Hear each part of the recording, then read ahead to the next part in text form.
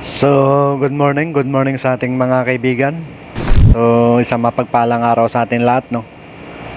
Yan mga kaibigan, nandito naman tayo.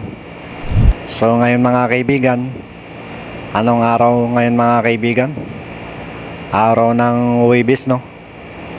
Yun, last day na namin sa aming trabaho, no? Yun, kasalukuyan, kami ay nakahinto ang namin, yung planta namin. Bali sa loob ng isang linggo, ang pasok namin 4 na araw lang. Monday to Thursday ang pasok namin. Pagdating ng Friday, Saturday, wala kaming pasok. Plus linggo, yun ang pinaka-day off namin, linggo. Bali 3 araw na wala kaming pasok. Ito ngayon mga kaibigan, ang kinakaharap namin na problema tungkol sa ganitong sitwasyon, no? Hindi ko lang alam kung sa ibang planta kung ganito rin ang kanilang senaryo o ang kanilang problema sa 4 na araw lang ang pasok. Yun mga kaibigan.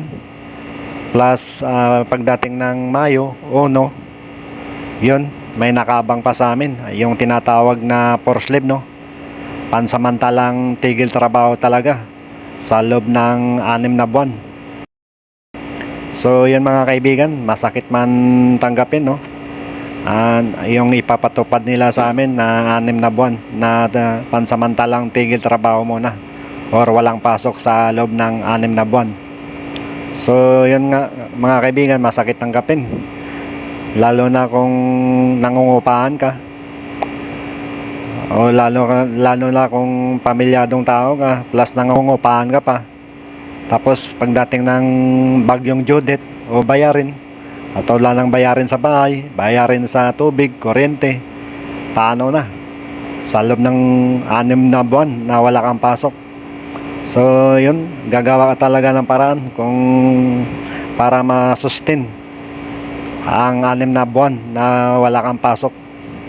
Gagawa talaga ng paraan o trabaho, o maghanap ka ng trabaho, no? Yun mga kaibigan, ang kasalukuyan ang hinaharap namin na problema, no?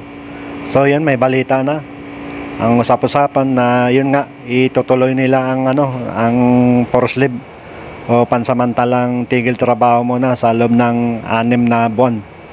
Yun nga mga kaibigan, napansin nyo o nakita nyo, yun nga ang usap-usapan na itutuloy talaga ang pansamantalang tigil trabaho mo na sa loob ng 6 na buwan. Aray ko! Yun mga kaibigan, yun nga, wala naman kaming magagawa kung ipo-force leave kami sa loob ng 6 na buwan. Yun mga kaibigan, laban lang. Yun, isang mapagpalang araw sa atin mga kaibigan o isang magandang umaga sa atin lahat.